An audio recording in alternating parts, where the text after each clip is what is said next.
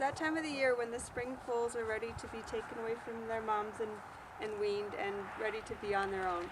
Most foals are weaned between about 4 months of age and a year of age, with the majority being around 6 months of age.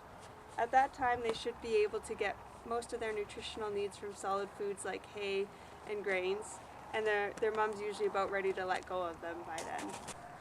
The foals that are weaned earlier on are usually ones that are growing quite rapidly, and the mare is losing condition because of the amount of effort that she's putting into the foal. Those that are weaned later usually just need a bit more time to mature on the mare before they're taken away. There are usually about 2 different methods of weaning. You can do the really abrupt method where you just separate out the mares and foals, or you can do it more gradually where the foal has an increasing amount of time spent away from the mare before they're taken away completely.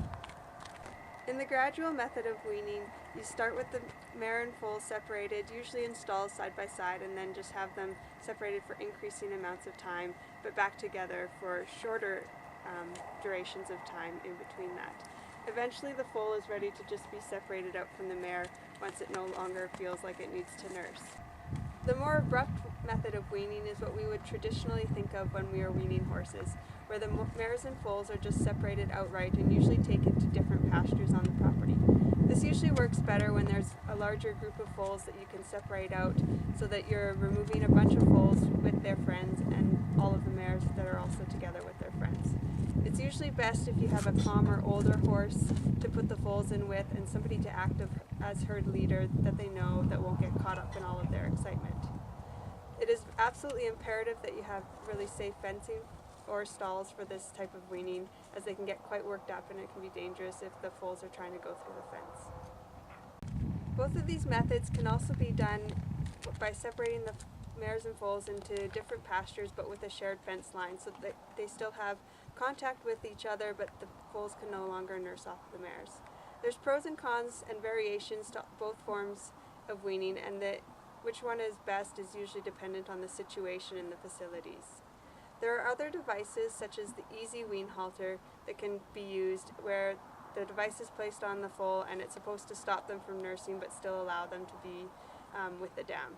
However, these are usually inconsistent. They don't generally work that great, and you can achieve the same results by either a fence line weaning or with a gradual separation. If the mare and foal are to be put back together at some point in the future, it is important to know that a mare will sometimes take her foal back even if it has been months since they have been weaned.